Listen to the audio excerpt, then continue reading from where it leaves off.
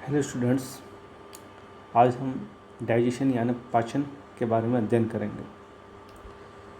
पाचन वह क्रिया है जिसके द्वारा जटिल या कॉम्प्लेक्स और अघुलनशील पदार्थ सरल व घुलनशील पदार्थों में परिवर्तित होते हैं या आहार नाल में भोजन को शरीर में उपयोग आने योग्य की दशा में बदलने की क्रिया को पाचन कहा जाता है। पाचन द्वारा जटिल भोजन सामग्री जैसे कार्बोहाइड्रेट, लिपिड, प्रोटीन आदि को सरल पदार्थों में चेंज किया जाता है, जिससे कि उनका आसानी से एब्जॉर्प्शन या अवशोषण हो सके। सभी जो डाइजेशन से संबंधित क्रियाएं होती है या डाइजेशन का प्रोसेस होता है, उसमें भोजन सामग्री जो भी हम ले रहे हैं उनका हाइड्रोलाइसिस या जल अपघटन होता है। इसमें पानी के समूह H व OH भोजन के एनहाइड्रस बंध पर जुड़ते हैं और एनहाइड्रस बंध को तोड़ देते हैं।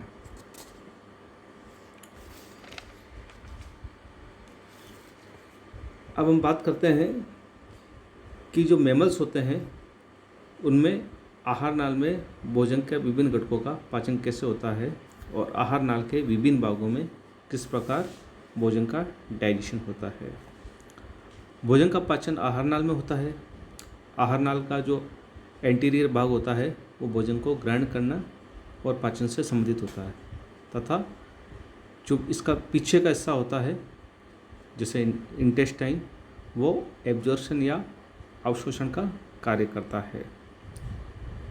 भोजन के डाइजेशन में बहुत सारे एंजाइम्स भाग लेते हैं जो कि प्रोटीन्स होते हैं और विभिन्न पाचक ग्रंथियों द्वारा स्रावित होते हैं। आहार नाल में अघुलनशील व अविसरणीय भोजन को घुलनशील व विसरणशील भोजन में चेंज किया जाता है। भोजन के पाचन की क्रिया को हम आहार नाल के अलग अलग भागों के हिसाब से अध्ययन कर सकते हैं। जैसे डाइजेशन, पहले हम बात करते हैं डाइजेशन इन बकल कैविटी, अर्थात मुख गुहा में कैसे पाचन होता है। भोजन जब बकल कैविटी या मुख गुहा में आता है तो लार ग्रंथियों से लार का सिक्रेशन होता है और भोजन दांतों द्वारा धीरे धीरे चबाया भी जाता है।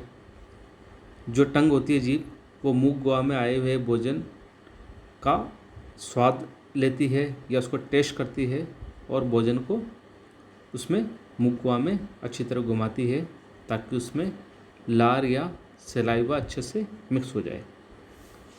अब ये लार या सलाइवा होता है, ये क्या चीज़ है कि ये लार ग्रंथियों द्वारा सिक्रेट होता है और मनुष्य में 3 जोड़ी लार ग्रंथियाँ पाई जाती है, सबलिंगुअल, सबमैक्सिलरी और पेरोटिड।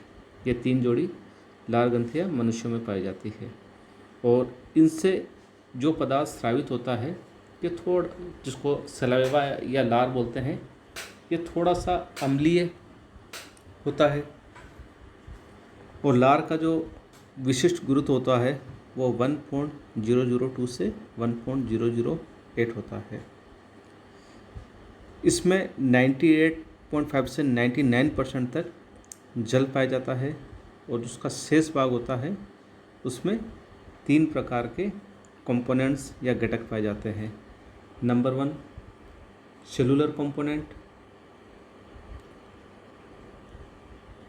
नंबर 2 इनऑर्गेनिक कंपोनेंट और number 3 organic component. Cellular component की हम बात करते हैं, उसमें श्लेष्मिक कोशिकाएं या कुछ WBC आदि पाए जाते हैं। इनऑर्गेनिक कंपोनेंट की हम बात करें अकार्बनिक घटक की, तो उसमें chloride, sulphate, sodium, potassium, calcium आदि के आयन्स पाए जाते हैं। ऑर्गेनिक कंपोनेंट की हम बात करें तो ऑर्गेनिक कंपोनेंट के अंतर्गत इसमें कुछ तो म्यूकस होता है जो कि म्यूसिन से बनता है, ये एक प्रकार का ग्लाइकोप्रोटीन है। इसके अलावा इसमें एक एंजाइम होता है जिसको टाइलिन या लारी एमाइलेज कहा जाता है और ये जो लारी एमाइलेज होता है ये क्या करता है कि स्टार्च को माल्टोज में परिवर्तित करने का कार्य करता है। अब हम लार के फंक्शंस या कार्यों की बात करें तो ये बहुत इम्पोर्टेंट कार्य करता है। सबसे पहला काम है ये, तो इसमें जो टाइलिन होता है एंजाइम, वो स्टार्च को माल्टोज में कन्वर्ट करता है। उसके अलावा लार में जो म्यूकस होता है वो भोजन को नरम और लसलसा बनाता है, और जो लार होती है वो बकल कैविटी को हमेशा मॉइस्ट या नम बनाए रखती है। लार भोजन को निगलने में भी सहायता करते हैं। इस प्रकार जो लार या सलाइवा होती है उसका डाइजेशन में बहुत महत्वपूर्ण रोल होता है। अब जो लार का जो सिक्रेशन होता है उसका जो नियंत्रण होता है वो किस प्रकार होता है कि लार ग्रंथियों का उत्तेजन आवेगों पर निर्भर करता है। मेडुला तथा पोन्स में मिलने वाले स्थान पर सेलिब्री न्यूक्लियाई होते हैं जो कि लार के सिक्रेशन के केंद्र का कार्य करते हैं और लार के सिक्रेशन को कंट्रोल करते हैं। अब हम बात करते हैं डाइजेशन इन स्टमक, यानी आमाशय में किस प्रकार भोजन का पाचन होता है। तो आमाशय में भोजन काफ़ी समय तक रुकता है। यहाँ जठर रस में जो कि गैस्ट्रिक जूस होता है उसमें इसका मिश्रण मंथन तथा कुछ आंशिक पाचन होता है। जो ही भोजन आमाशय में आता है तो आमाशय फूलता है तथा भोजन की प्रोटीन्स म्यूकस झिल्ली के कॉन्टैक्ट में आती है और पाइलोरिक ग्रंथियों की कुछ कोशिकाएं गैस्ट्रिन हार्मोन का सिक्रेशन भी करती है।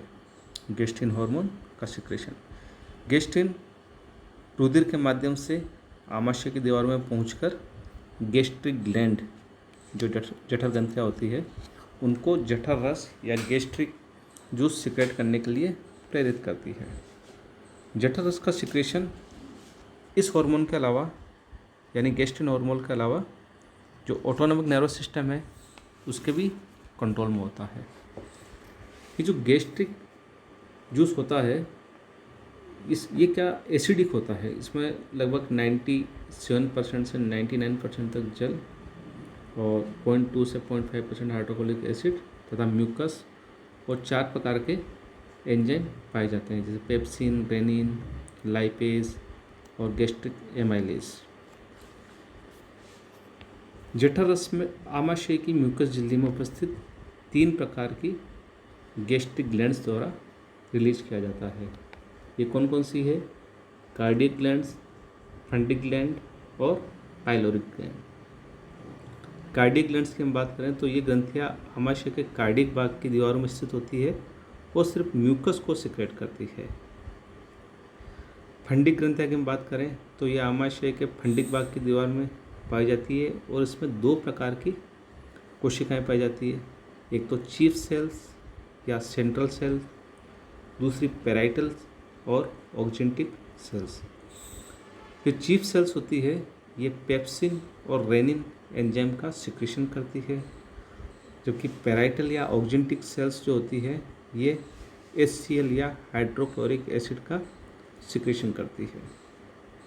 फिर तीसरा है पाइलोरिक ग्लैंड्स।